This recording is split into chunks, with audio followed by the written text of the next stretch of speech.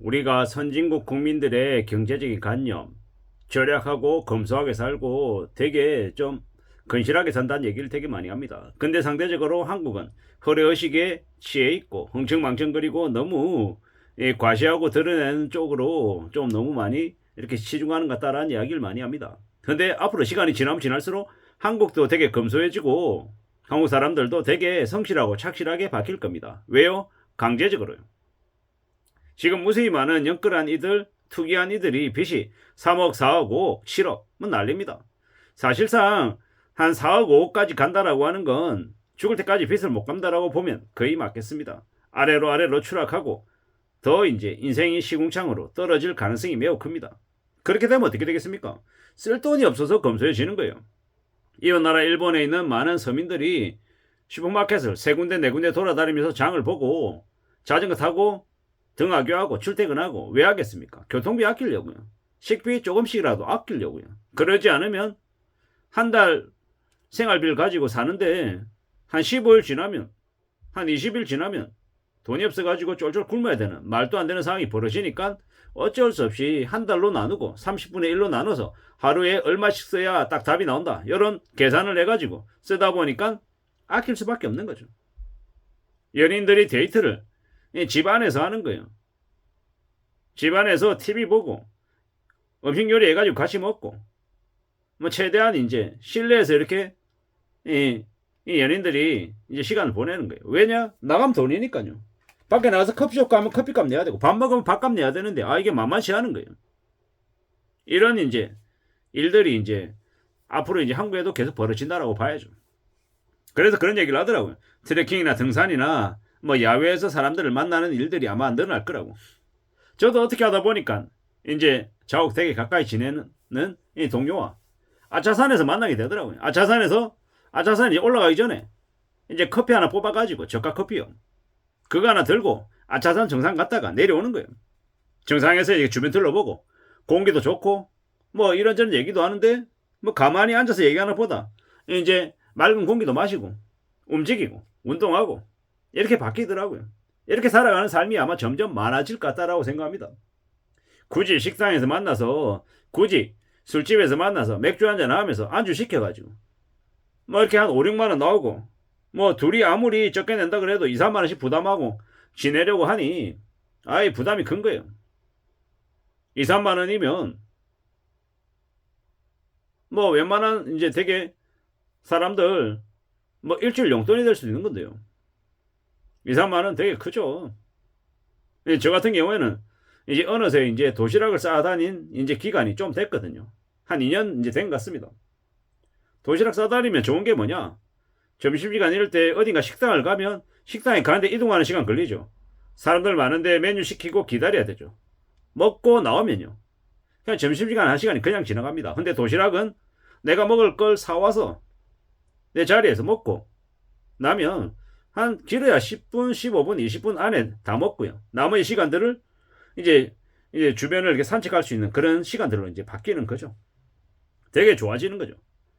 이제 점심시간 1시간 중에서 3, 40분을 주변을 이렇게 돌아다니는 산책하는 시간으로 벌면 또 나름 또 운동도 되는 거고 머리숱도 맑아지고 이래저래 좋아지는 거죠.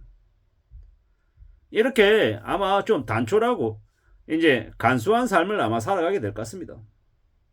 이래저래 뭐 강남 아파트 사는 거주자의 37%가 빚이 7억이다, 10억이다 이렇게 얘기하던데 뭐 그들이야 뭐 경제적으로 넉넉하니까 그렇게 빚을 냈겠죠. 근데 생각해 볼 일은요.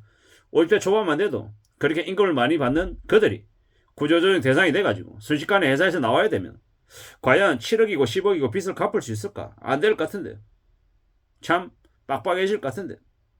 빚에 짓눌려 살면 정말 힘들 것 같은데 라는 생각이 듭니다. 왜냐? 뭐 현금이 최고인 거지. 내가 아파트 세 채 가지고 있어. 근데 세 채 안 팔려.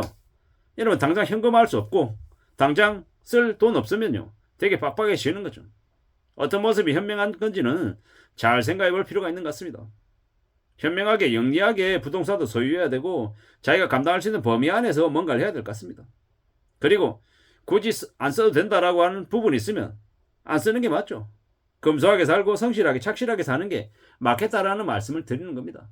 우리가 살아가는 현실이 그저 막연하게 괜찮다 좋다 뭐 이렇게 얘기할 수 없잖아요. 빡빡하고 힘들고 어렵잖아요.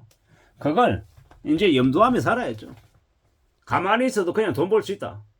뭐 그러면 좋겠습니다만은 그런 걸 환상을 안 갖는 게 낫겠다라는 겁니다. 그런 환상과 그런 탐욕이 우리를 순식간에 지옥으로 추락시킬 수 있기 때문입니다.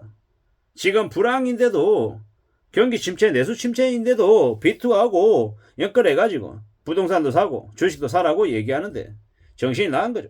미친 겁니다. 제정신이 아닌 겁니다. 조금만 삐끗하면 지금 한국은요 잃어버린 30년을 겪게 됩니다. 지금 대부분의 연끌한 놈들이 연소득의 10배가량을 빚으로 갖고 있답니다. 자기 연봉이 5천이면 5억. 연봉이 7억이면, 7천만 원이면 대출 7억. 연봉 1억이면 대출 10억인가? 뭐 이런 생각이 들 정도인 거죠. 정신이 나간 겁니다. 미국이나 일본이나 영국이나 무수히 많은 이들은요. 그들도 70년대, 80년대는 엄청 사치 부리고 지랄 발광을 했답니다. 고등학생들이 차 끌고 다니고 뭐 파티 열고 뭐 돈 펑펑 써대고 난리였죠. 근데 지금은요. 그렇게 잘 나가고 설치고 까불어대던 이들 상당수가 노숙자의 하층민에 전락해가지고 되게 거지처럼 산다라는 겁니다. 빚에 짓눌린 이들이 이제 그런 이제 결말을 맞게 된다라는 겁니다. 앞으로 우리는요. 장기 불황에 치안도 엉망이 되고 사람들이 좀 도둑으로 돌변하고 이제 엉망이 된다라는 겁니다. 2025년 7월부터 스트레스 DSR 3차 시행되면 가산금리 1.5% 부과하는데 어떻게 되겠습니까? 두고 봐야죠. 이제 정부가 어쩔 수 없이 가계대출 관리도 한다라는데 참 어이가 없는 겁니다. 최근에 뭐 위조 지폐도 돌아다닌다 그러고 마약도 창궐한다 그러고 이게 뭔가 싶은 거죠. 건설업계 경기도 최악이고 이래저래 겁나는 시대가 지금의 시대 같습니다. 개막장 같다라는 겁니다. 불공평하고 암울한 현실을 빗댄 드라마들도 되게 많이 나오고 있고요. 사측 제재도 많죠. 왜 사측 제재가 많겠습니까? 지금의 법이, 대한민국의 법이 범죄자들을 옹호하고 처벌해주지 않고 범죄자들의 인권 보호 운운하다 보니까 나라가 더 엉망이 되어가다 보니까 드라마에서나 영화에서라도 사측 제재로 사람들의 이 답답한 마음을 뚫어주려고 하는 것 같다는 생각이 듭니다. 앞으로 우리네 사람들이 검소해지고 더 성실해지고 착실해지고 또 다른 한편으로는 쪼커들도 탄생하고 치안도 불안해지는 엉망진창인 시대가 열릴 것 같다 걱정입니다. 어떻게 살아야 될지 고민이 많아지는 게 요즘입니다. 이상입니다.